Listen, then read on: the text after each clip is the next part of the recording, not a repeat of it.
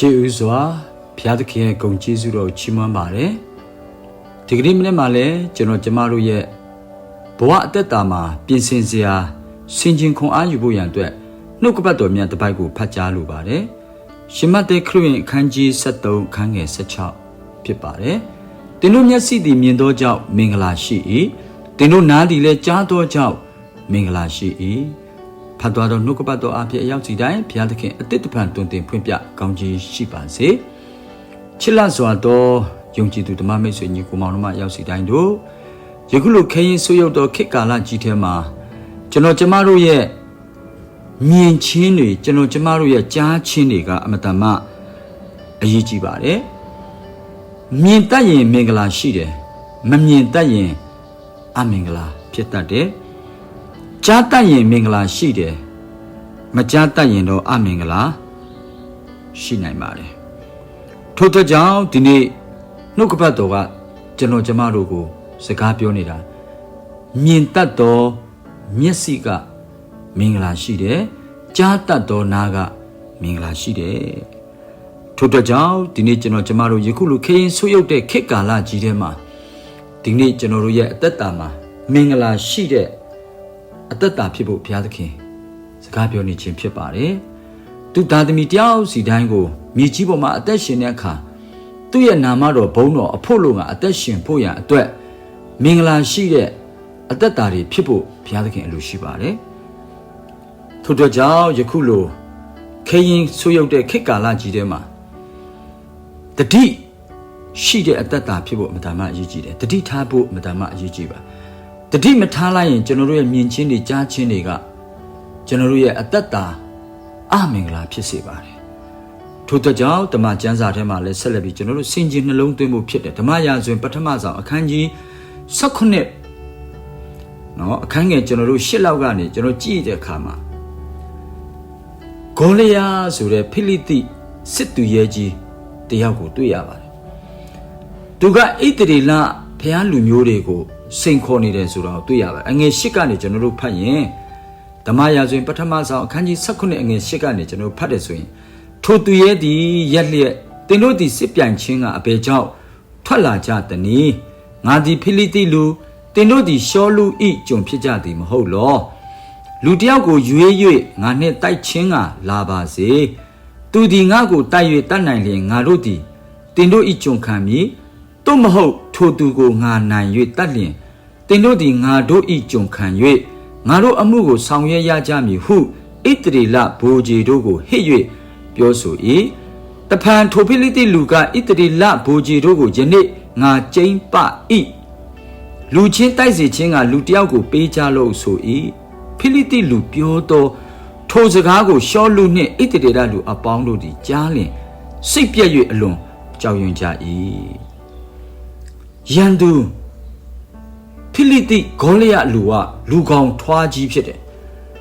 အဲ့တော့စစ်တိုက်ဖို့စိန်ခေါ်နေတယ်ဆိုတာကိုလည်းကျွန်တော်တို့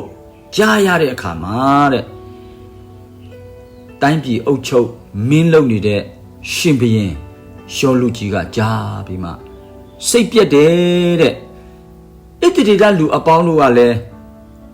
စိတ်ပြက်၍အလွန်ကြောက်ရွံ့ကြတယ်လို့ကျမ်းစာကမှတ်တမ်းတင်ထားပါတယ်ဒါကိုကျွန်တော်တို့ပြန်လည်ဆင်ခြင်နှလုံးသွင်းတဲ့အခါမှာဒီကနေ့ကျွန်တော်တို့ကြားနေသောစကားသည်ဘဒုစကားလဲကျွန်တော်တို့မြင်နေသောအရာသည်ဘဒုလဲဆိုတာကိုတတိထားဆင်ခြင်နှလုံးသွင်းဖို့အားကြီးကြပါတယ်ဒါကြောင့်မလို့မြင်တတ်ဖို့ကြားတတ်ဖို့ဒီကနေ့အမှန်တမ်းအရေးကြီးပါတယ်ရန်သူကတော့ဒီနေ့လူသားတွေကိုနှီးမျိုးစုံနဲ့လှည့်စားလှည့်ပြားပြီးတပ်ဖြတ်ဖို့ဖြတ်စည်းဖို့အနိုင်ကျင့်ဖို့နှီးမျိုးစုံနဲ့သူကလှည့်စားပြီးတော့လူတွေကိုဒီနေ့စီရင်နေတယ်ဆိုတာကိုတွေ့ရပါတယ်တိုးတော့ဒီနေ့သခင်ယေရှုခရစ်တော်ဘုရားကတော့လူတွေကိုဘယ်လိုကယ်ရမလဲလူတွေကိုတိတ်ချစ်တဲ့ဘုရားလူတွေကိုကျေးဇူးပြုတဲ့ဘုရားဆိုတာကိုသင်ကမြင်ရင်သင်ကကြားရင်သင်မင်္ဂလာရှိတဲ့မြင်ချင်းသင်မင်္ဂလာရှိတဲ့ကြားချင်းဖြစ်လာမှာသိကြပါတိုးတော့ဒီနေရာမှာကျွန်တော်တို့ပြန်ဆင်ခြင်တဲ့အခါမှာယန်သူဂေါလိယဖိလိတိကဘုရားလူတွေကိုကိုထင်ရှားပြီးမှ စိန်ခေါ်နေတဲ့ဆိုတော့တွေ့တဲ့အခါမှာရန်သူရဲ့အတန်ကိုကြားပြီးရန်သူကိုမြင်တဲ့သူတွေကဒီနေ့စိတ်ညစ်စိတ်ပြက်အလွန်ကြောက်ရွံ့နေတဲ့ဆိုတော့တွေ့ရတယ်လို့ဒီနေ့ချစ်လာစွာတော့နှုတ်ကပတ်တော်ဆင်ခြင်နှလုံးသွင်းနားထောင်နေတော့ယုံကြည်သူဓမ္မမိတ်ဆွေညီကိုမောင်နှမရောက်စီတိုင်းတို့ဒီနေ့တင့်ကိုတိတ်ချစ်တဲ့ဖယားတင့်ကိုကျေးဇူးပြုတဲ့ဖယားတင့်ကိုဖန်ဆင်းတဲ့ဖယားတင့်ကိုကယ်တဲ့သခင်ယေရှုခရစ်တော်ဖယားကိုတင်မြင်ဖို့တင်ကြားဖို့အမှန်တမ်းအရေးကြီးပါတယ်ယခုလိုခရင်ဆိုးရုပ်တဲ့ခေတ်ကာလကြီးထဲမှာကျွန်တော်တို့ချစ်တဲ့ကျွန်တော်တို့ကယ်တဲ့ဖယားကိုမြင်တော်သူတွေဖြစ်ဖို့ထိုသခင်ရဲ့အတန်စကားတော်ကိုကြားတော်သူဖြစ်ဖို့ဒီကနေ့နှုတ်ကပတ်တော်တင်တဲ့ကျွန်တော်ကိုစကားပြောနေခြင်းဖြစ်ပါတယ်ထို့အတွက်ကြောင့်ဒီနေ့ကျွန်တော်တို့မြင်ချင်းကြားချင်းကတိတ်အရေးကြီးတယ်ထို့အတွက်ကြောင့်မင်္ဂလာရှိသောမြင်ချင်းနဲ့မင်္ဂလာရှိသောကြားချင်းတွေဖြစ်ကျွန်တော်ကျမတို့ရဲ့ဘဝအသက်တာထဲမှာ